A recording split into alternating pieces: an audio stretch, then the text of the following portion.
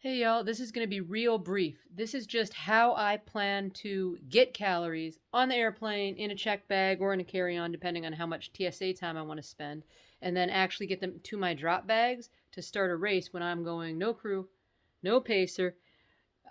There's a chance I'll have a flight delay. I might have to get my drop bags packed, in half an hour and then start a race. It's happened. And I don't want to fail because I couldn't get my drop bags organized, and I don't want to get to my drop bags and find out I messed up and I put it in the wrong drop bag. And I know I have to fly. I'm going to be nervous. I got to get the rental car. I got to go to this hotel. I hope they have the room. It's a motel. It just opened last month.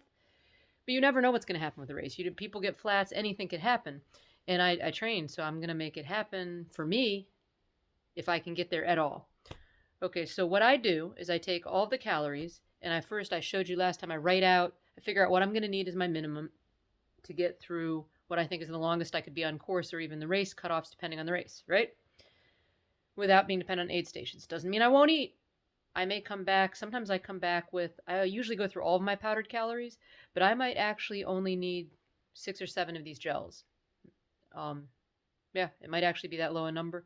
I expect to actually need, I would say, 10 of the 8 to 10 of the Spring Energy gels and maybe 2 Humas and 1 Cliff. I don't think I'll need everything I have. I'm about to show you everything I have. But so the system here is to make quart Ziplocs with duct tape, and on them it will say what goes in the bag exactly. And these are not my drop bags. These are bags that go inside the drop bag. So when I get to a aid station and a volunteer is offering to help and all that's going on, I just hand them my water bottle, ask for water, and dump my drop bag out on the ground and sit down and grab my food bag and pack that onto me because I know I have to have that. And then I can go through my drop bag and look for layers and shoe changes and a foot kit and anything else I might need. So let's look at those. Look at that. So there's my start bag. So that if I lose my ever loving mind and don't even know what calories I should start with, it's got my own personal code: P for powder, H for Huma, decaf speed nut, crack gel. I call this lovely product with 100 milligrams of caffeine and crack gel. Makes you go fast. It's for, I don't always use them, but I have them in every drop bag. I won't be on a course without one, just because you just don't know when you'll get sleepy. It's in the start bag because I never go on course without one somewhere. It's just like having spare batteries in a headlamp. It's one of those safety maneuvers. I'll still pick up some later. So this goes in my first drop bag. Notice it says where the drop bag is because we loop through the start finish, and it says my name. If this bag, sometimes I'm paranoid and use the zipper ones or put a tiny bit of tape on the top, but I will seal this bag. If this bag falls out somehow from my drop bag or gets somewhere, it still has a backup plan to get it to where it's supposed to go. So I'll have my food, and here's what goes in it. And my drop bag itself will probably have 2 layers and maybe a backup hat. But this is my minimum calories, okay? And then this is my second drop bag. It's going to be at Shorty's Brothel. I love the names of things at this race. Okay, but so this is my drop bag too. That's where it goes. That's my last name. That's the calories that go in it.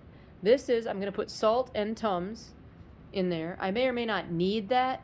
For me, when we view the calories I'm carrying, we'll see why. I have to have a Tums every 4 or 5 hours or bad things happen. If I wait until sugar tastes bad, which is always my warning sign. I didn't learn this till I got an acute gastric bleed. We'll talk about that at some later point when we talk about why NSAIDs are bad and all that. So, but I'll have backup batteries in case I find that I'm running late and maybe risking a night 2, or I'm having trouble with my batteries. I'll actually carry 2 sets. They're AAAs. They weigh nothing. I carry a lot of them. It just doesn't hurt to have spare batteries. I do put those in my food bag, even though they're not food, and I put the salt and Tums in there. This race I expect to be cold. I don't expect to actually need the salt, but you just never know. And it weighs nothing, and so I'll have a little baggie of salt in there. It's one of those dumb not to have things. But that's everything that goes in those. And then the reason that these are separated like this is because I'm not going to fly with my drop bags assembled. These here are going to go in this bag with this stack of powders. That is 15 bags of Roctane powder, because that's what I can run on.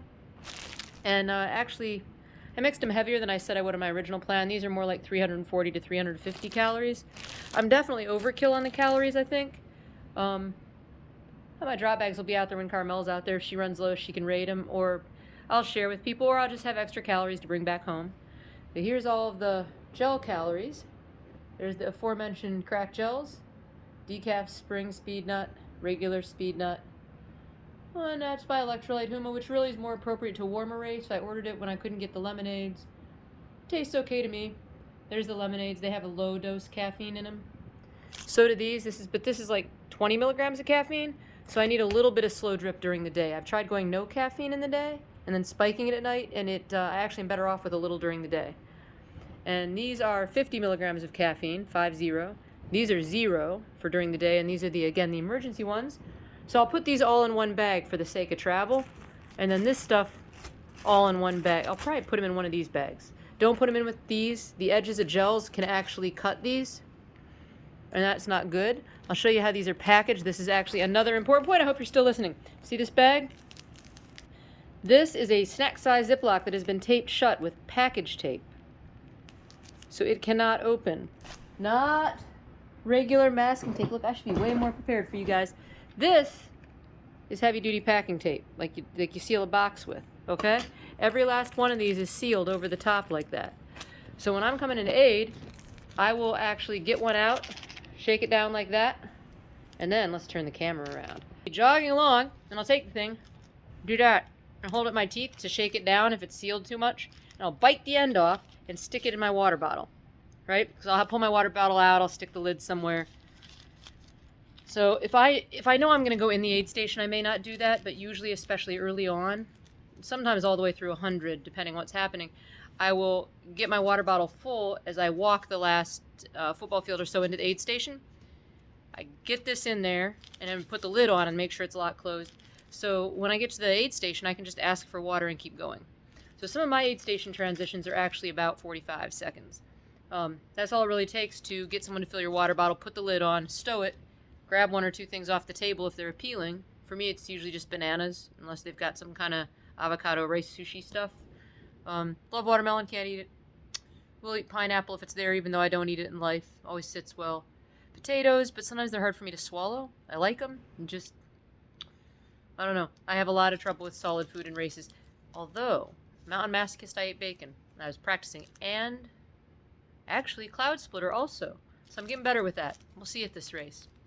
Carmel says I should practice because 200 milers.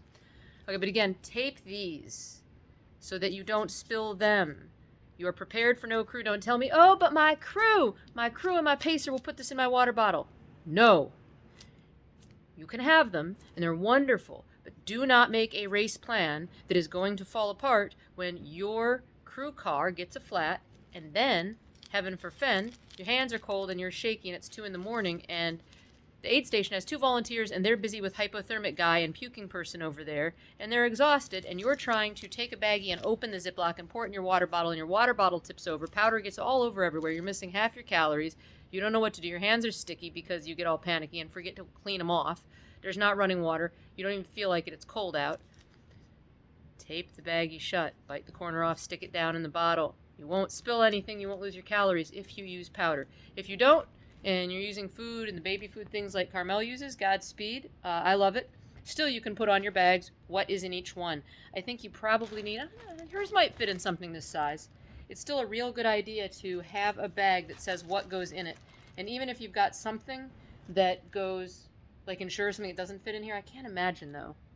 Draw bags are usually frequent enough. You can fit everything that would be a calorie into a bag this size. This is not the little kind. Maybe it's a gallon Ziploc and not a quart. I'm not sure. Seems like a quart. I don't know. Big enough to fit a lot of calories in. Write the labels ahead of time, y'all. Plan your whole thing. Have it all labeled, and then I'll have labeled drop bags too. I'll do the same thing. I'll put duct tape on those big 2.5 gallon Ziplocs. I'll tape some of them together to make multiple compartments, so I have real stuff in one, and then shoes, socks, and a backup layer in the other one. Real stuff being what I know I'm going to have to use, and backup stuff being, if it takes too long, if I hurt my foot, if my shoe rips, that kind of thing. Label everything. Everything. You are not going to be able to think close to your race. I have triple counted this stuff, triple counted. After you saw, I wrote my scratch plan. I wrote my neat plan to explain with you guys. There's a version you guys didn't even get to see. And then I've just gone over and triple checked it, assembled everything, and now it all goes in bags that have a label on it. So when I go to assemble it at the race, and I'll probably, I'm even more paranoid. I have one spare powder bag, and I'll have like probably a couple of each kind of gel with me, just in my regular check bag, 'cause we have to check for this. We'll probably share a check bag, just in case I forgot something. So when I'm packing these again, I can still look at the label, and if I somehow miscounted now, I can make sure I have the right calories in here. Because if I stay on top of my calories and I don't land on my face, I'm getting to the end of this thing. Like I can half hike it. It's got a long cutoff really, but most hundreds really, if you have any kind of hip strength and aren't going into it starting injured, if you haven't hurt yourself and you've been doing even the training where phase 2 is right now, for a lot of you, you actually could hike out a long cutoff 100 probably if you didn't trash your feet too badly.